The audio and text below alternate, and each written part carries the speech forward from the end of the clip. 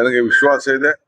ಅತಿ ಹೆಚ್ಚು ಮತದಿಂದ ಹೋದ್ ಸತಿ ಏನು ಎಲೆಕ್ಷನ್ ನಡೆದಿತ್ತು ಅದಕ್ಕಿಂತ ಹೆಚ್ಚಿಗೆ ಮತ ಅಂತರದಿಂದ ನಮ್ಮ ಅಭ್ಯರ್ಥಿಗಳು ಎರಡು ಕಡೆನೂ ಕೂಡ ಗೆಲ್ತಾರೆ ಅನ್ನೋ ಒಂದು ಆತ್ಮವಿಶ್ವಾಸ ಇವತ್ತು ನಮ್ಗೆ ಮೂಡಿದೆ. ಬಹುಶಃ ಎಲ್ಲರೂ ಸೇರಿ ಒಗ್ಗಟ್ಟಿಂದ ಇದ್ದಾರೆ. ಬಹಳ ಜನ ಚುನಾವಣೆಗೋಸ್ಕರ ಚುನಾವಣೆ ಸಂದರ್ಭದಲ್ಲಿ ವಲಸೆಗೆ ಹೋಗಿದ್ದಾರೆ, ಅವರ ಬದುಕಿಗೋಸ್ಕರ ಹೋಗಿದ್ದಾರೆ.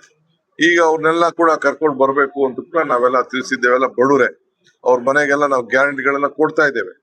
ಸೊ ಅವನ್ನೆಲ್ಲ ಕೂಡ ವಾಪಸ್ಸು ಕರ್ಕೊಂಡು ಬರುವಂತ ಕೆಲಸ ಕೂಡ ಇವತ್ತು ನಾವು ಮಾಡಬೇಕಾಗಿದೆ.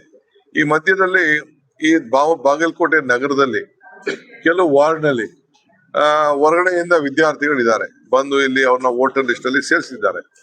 ನಾವೆಲ್ಲ ಚೆಕ್ ಮಾಡಿಸ್ತೋ, ಅವ್ರ ಊರುಗಳಲ್ಲೂ ಓಟ್ ಇದೆ, ಇಲ್ಲೂ ಓಟ್ ಇದೆ, ಡಬಲ್ ಓಟ್ ಇದೆ. ಸೊ ಅವ್ರ ಹತ್ರ ಈಗ ಐಡೆಂಟಿ ಕಾರ್ಡ್ ನ ಈಗಾಗಲೇ ನಮ್ಮ ಅಭ್ಯರ್ಥಿ ಕಿತ್ತು ಇಟ್ಕೊಂಡಿದ್ದಾರೆ. ಅವ್ರಿಗೆ ನೀವು ವೋಟ್ ಹಾಕ್ಬೇಕು, ನೀವು ವೋಟ್ ಹಾಕ್ಲಿಲ್ಲ ಅಂದ್ರೆ ನಿಮ್ಗೆ ನಾವು ಫೇಲ್ ಮಾಡ್ತೀವಿ, ನಾವು ನಿಮ್ಗೆ ತೊಂದರೆ ಮಾಡ್ತೀವಿ ಅಂತೇಳಿ ಅವ್ರಿಗೆಲ್ಲ ಎದುರಿಸ್ತಾ ಇದ್ದಾರೆ. ನಾನು ಈಗಾಗಲೇ ನಮ್ಮ ಸುನೀಲ್ ಪಾಟೀಲ್ ಅವ್ರಿಗೆ ಹೇಳಿದ್ದೇನೆ, ಡಿಸಿಗೆ ಕಂಪ್ಲೇಂಟ್ ಕೊಡ್ಬೇಕು ಅಂತ. ಯಾರು ಡಬಲ್ ವೋಟ್ ಇದೆ ಅಂತದೆಲ್ಲ ನಾವ್ ಈಗಾಗಲೇ ಅದಕ್ಕೆಲ್ಲ ನಾವು ಒಂದು ದೊಡ್ಡ ಟೀಮೇ ಇಟ್ಟಿದ್ದೀವಿ. ಅವ್ರವ್ರ ಊರಲ್ಲಿ ವೋಟ್ ಇಟ್ಕೊಂಡಿರೋದು ಇಲ್ಲೂ ವೋಟ್ ಹಾಕಿದ್ರೆ ಬಹುಶಃ ಕಂಪ್ಲೇಂಟ್ ಕೊಟ್ಟು ಕಾನೂನು ರೀತಿ ಅವ್ರನ್ನ ಬಂಧಿಸಕ್ ಆಗ್ತದ ಏನು ಅನ್ನೋದು ಕೂಡ ನಾವು ಇದರ ಬಗ್ಗೆ ಆಲೋಚನೆಯನ್ನ ಮಾಡ್ತಾ ಇದ್ದೇವೆ.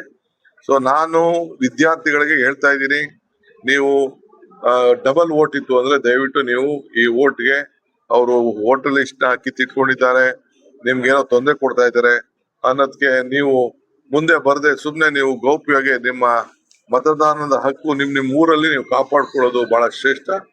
ಮತ್ತು ಎಲ್ಲರಿಗೂ ಕೂಡ ನಮ್ಮ ಹುಡುಗರು ಇವತ್ತು ಬೆಳಗ್ಗೆ ಓದಕ್ ಕೂಡ ಅವ್ರಿಗೆ ಹೇಳ್ತಾ ಇದ್ದಾರಂತೆ, ನೀವೇನಾದ್ರು ವೋಟ್ ಹಾಕ್ಲಿಲ್ಲ ಅಂತಂದ್ರೆ ನಿಮ್ನ ಫೇಲ್ ಮಾಡಿಸ್ತೀವಿ, ಅದು ಮಾಡ್ತೀವಿ, ಇದು ಮಾಡ್ತೀವಿ ಅಂತೇಳಿ ಅವ್ರನ್ನೆಲ್ಲ ಎದುರಿಸುವಂತ ಕೆಲಸ ಕೂಡ